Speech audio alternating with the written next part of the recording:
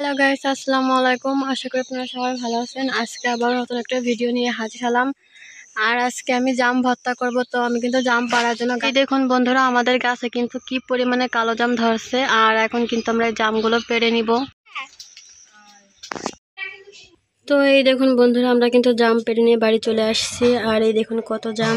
আর এই দেখুন এখানেও কিন্তু এক ব্যাগ। আর জামগুলোর সাইজ দেখুন বন্ধুরা কত বড়, আর একদম কিন্তু রসে ভরপুর। পড়ার সাথেই কিন্তু এই দেখুন ফেটে গেছে। আর এই জামই কিন্তু আমি ভর্তা করব।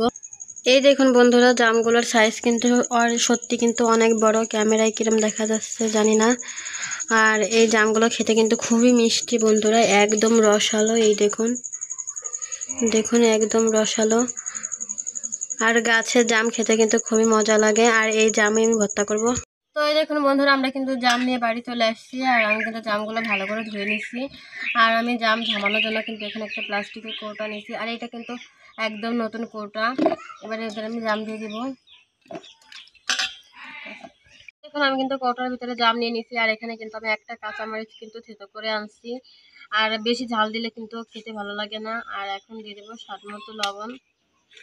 এবার আমি লবণ দিয়ে দিলাম। আর এবার আমি মুটকি আটকায় এইভাবে কিন্তু এইভাবে ঝামিয়ে দিব। এলাম কিছুক্ষণ পরে এই দেখুন আমাদের জাম কিন্তু ঝামানো হয়ে গেছে বন্ধুরা। এই দেখুন একদম কিন্তু গলে গেছে।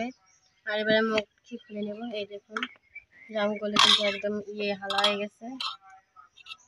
আর এই দেখুন আমাদের জাম ভর্তা কিন্তু তৈরি হয়ে গেছে। আর এইভাবে কিন্তু জাম ভর্তা খেতে কিন্তু খুবই মজা লাগে। আর কার কার জাম ভর্তা ভালো লাগে অবশ্যই কিন্তু কমেন্টে জানাবেন। ভিডিওটা ভালো লাগলে like, comment, share and subscribe করবেন। ভালো থাকবেন। আল্লাহ হাফেজ।